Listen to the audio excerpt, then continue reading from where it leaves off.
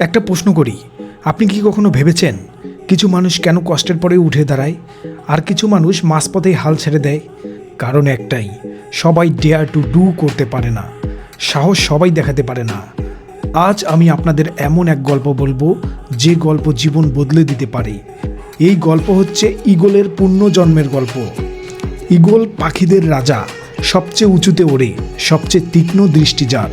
কিন্তু খুব কম মানুষই জানে এই ঈগল এক সময় নিজের জীবনের সবচেয়ে কঠিন সিদ্ধান্ত নেয়। কারণ একটা সময় আসে যখন ঈগলের পুরো ঠোঁট বেঁকে যায়, নখ ভোঁতা হয়ে যায় আর পলক ভারী হয়ে পড়ে। সে আর আগের মতো শিকার করতে পারে না, উড়তেও কষ্ট হয়। এই সময় ঈগলের সামনে দুইটা পথ থাকে, একটা হচ্ছে ধীরে ধীরে সে মরে যাবে, অথবা দুই হচ্ছে ভয়ঙ্কর কষ্টের মধ্যে দিয়ে নতুন করে জন্ম নেবে।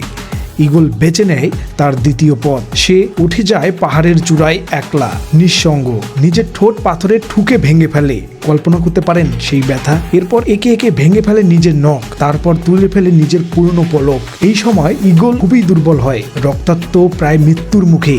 কিন্তু ঈগল জানে এই কষ্ট তার নতুন জীবনের দরজা। দিন যায়, সপ্তাহ যায়, ধীরে ধীরে নতুন ঠোঁট গজায়, আরো শক্ত, নতুন ঠোঁট জন্মায় আরো ধারালো, নতুন পলক আসে আরো হালকা। এই পরিবর্তনের জন্য লাগে ধৈর্য, সাহস আর বিশ্বাস। ঈগল তখন আর আগের ঈগল নয়, সে এখন আরো শক্তিশালী, আরো ভয়ঙ্কর।